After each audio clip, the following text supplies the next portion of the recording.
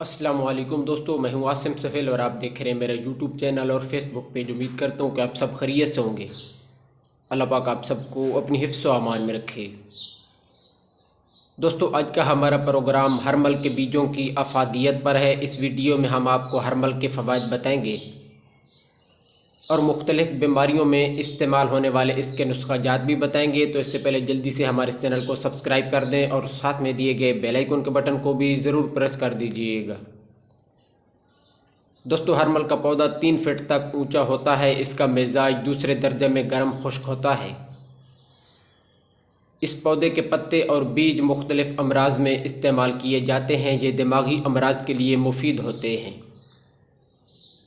इसका ज़माद करने से फालज के मरीज़ को फ़ायदा मिलता है। इसके अलावा हरमल के बीजों को पीस कर शहद में मिलाकर चाटने से दमा में फ़ायदा होता है।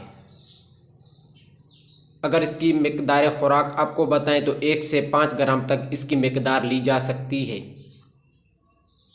दोस्तों, जिन लोगों को कम सुनाई देता है तो उन लोगों के लिए इसका इस्तेमाल बहुत ही मुफीद रहता है। तो इसके लिए मूली का पानी 25 ग्राम और हरमल के पत्तों का पानी भी 25 ग्राम लेना है।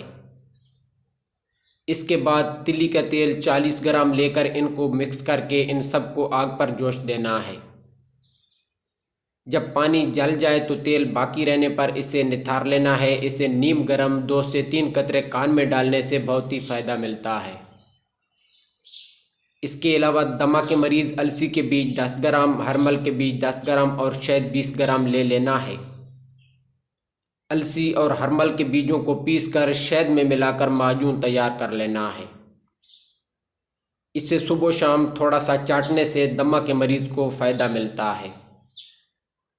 इसके साथ साथ जरियान के मरीज़ हरमल के बीज 6 ग्राम का सफ़ूफ़ बनाकर बराबर चीनी में मिलाकर अगर सुबह शाम आधा चम्मच इस्तेमाल करें तो बहुत ही फ़ायदा मिलता है। इसके अलावा ऐसी औरतें जिनको माहवारी के दौरान दर्द का सामना करना पड़ता है तो वो हरमल का सफ़ूफ़ 60 ग्राम 50 ग्राम शहद में मिलाकर इसका माजून बना लें। अय्याम के दिनों में इसे थोड़ा सा खाने से दर्द ख़त्म हो जाता है। इसके साथ साथ हरमल के बीज 4 ग्राम पानी के साथ 20 दिन तक खाने से अर्कुन निसा में बहुत ही ज़्यादा फ़ायदा पहुंचाता है। दमा के लिए 20 ग्राम हरमल को 280 ग्राम पानी में जोश देना है और जब पानी आधा रह जाए तो इसे साफ़ कर लेना है। इसे पीने से दमा और खांसी से भी आराम मिलता है।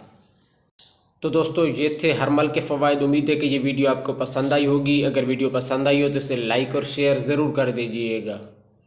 दुआ में याद रखिएगा। जज़ाकल्लाहु खैरा।